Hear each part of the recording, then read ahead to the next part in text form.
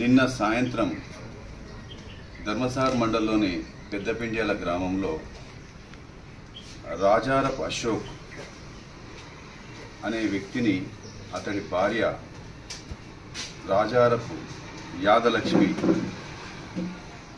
ఇంట్లోనే తన పిల్లలు ఉన్నప్పుడే ఇంట్లో భర్త తనను ప్రతిరోజు మద్యం తాగి ఇంట్లో ఉన్నప్పుడు నానా చిత్రహింసలు పెడుతున్నాడని చెప్పేసి నన్ను రకరకాలుగా అనుమానిస్తున్నాడని చెప్పేసి ఇతన్ని ఇలానే ఉంచితే నా కష్టాలు తప్పవు అని చెప్పేసి భర్తని మద్యం మత్తులో ఉన్నప్పుడే చంపాలని ఒక ప్లాన్ చేసేసి తన చున్నీతోని అతని మెడకు బిగించి ఉరివేసి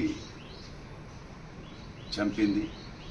ఆ విషయంలో నిన్న సాయంత్రం రాజారపు అశోక్ యొక్క తండ్రి వెంకటయ్య పెద్దాయన వచ్చి పోలీస్ స్టేషన్లో చెప్పగా వెంటనే అది తెలుసుకొని దరఖాస్తు తీసుకొని కేసు నమోదు చేసి ఆవిడ కోసం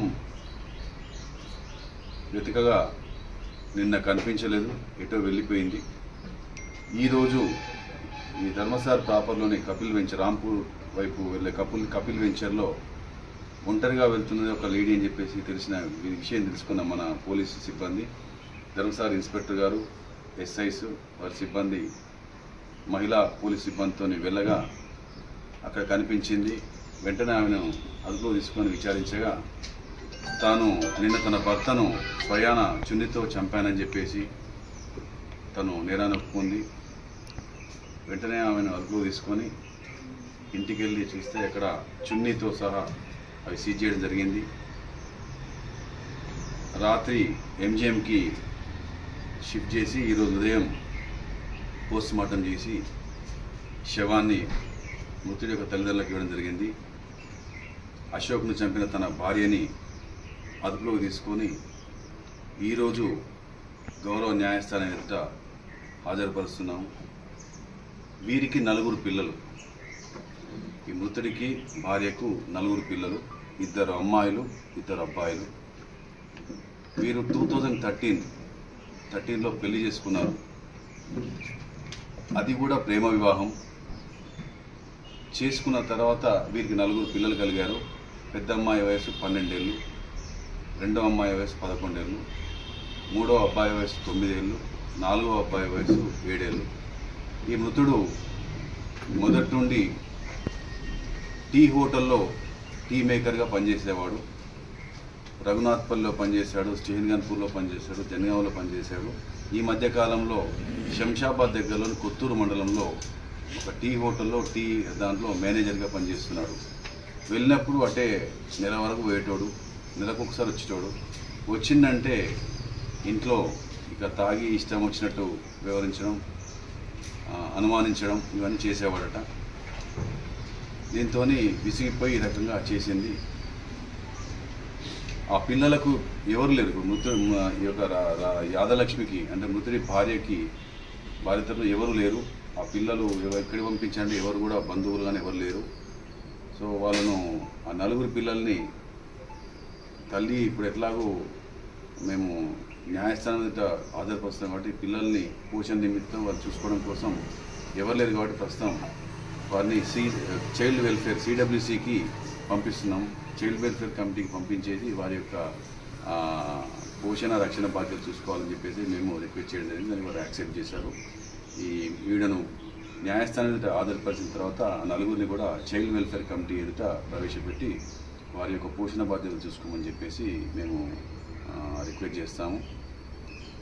ఈ సందర్భంగా ఒకటే అందరికీ చెప్పదలుచుకుంది ఏంటంటే, కుటుంబం అన్న కాడ కలహాలు ఉంటాయి, కుటుంబం అన్న కాడ ఘర్షణలు, అలాగే అపార్థాలు ఉంటాయి.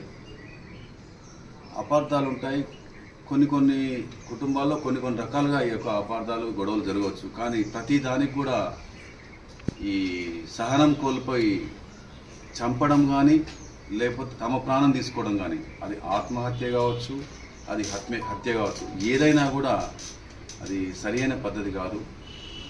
ఇక్కడ చూడండి, ఇక్కడ ఆవేశంగా ఆవిడ ఒక నిండు ప్రాణాన్ని తీసేసింది. ఇంకొన్ని సందర్భాలలో తమ ప్రాణాలు తీసుకుంటారు. ఇది ఏది కూడా సమస్య పరిష్కారం కాదు. ఇప్పుడు ఆ పిల్లలకు తండ్రి లేడు, వాళ్ళని చెప్పండి సెమీ ఆర్ఫన్స్ అయిపోయారు. దయచేసి అందరి విజ్ఞప్తి ఏంటంటే సమస్యలకు పరిష్కారం హత్య కాదు, ఆత్మహత్య కాదు. ఓపికగా పరిష్కరించుకోవడం, సహనంతో వివరించడం, పెద్దల్ని ఆశ్రయించడం. మేము ఉన్నాం. మేము 24 గంటలు పోలీస్ స్టేషన్కి ఎప్పుడు గేట్ ఉండదు, తాళం ఉండదు, తలుపు ఉండదు. ఎల్లవేళలా మేము అందుబాటులో ఉన్నాం.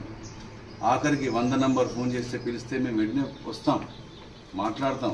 ఒకసారి పరిష్కారం కాకపోతే మళ్ళీ చెప్పండి. మేము విసుక్కోక ఎన్నిసార్లైనా మంచిదే మీ దగ్గర రావడానికి సిద్ధంగా ఉన్నాం. అంతే తప్ప తొందరపడితే ఇబ్బందే. కాబట్టి ఎవరికైనా ఇబ్బంది అయితే దయచేసి మీకు దేవుడిచ్చిన ఒక అన్నగా, తమ్ముడుగా, పెద్దగా మేము ఉన్నాం. కాబట్టి మా యొక్క సహాయాల్ని, మా యొక్క సహకారాలని తీసుకోండి. అంతే తప్ప సహనం కోల్పోయి హత్యలు చేయడం కానీ, లేకపోతే ఆవేశంతో ఆత్మహత్యలు చేసుకోవడం కానీ చేసుకొని నిండు ప్రాణాలని మీరు కోల్పోవద్దు, బలి తీసుకోవద్దు. ఏదైనా మంచిదే, పరిష్కారాన్ని మించింది ఏది లేదు. ప్రతి ఒక్క సమస్యకి ఒక పరిష్కార మార్గం ఉంటుంది. ఆ మార్గాన్ని వెతుక్కోవడం కోసం ఓపికగా ఉండాలి తప్ప తొందరపడద్దని మా యొక్క మనవి.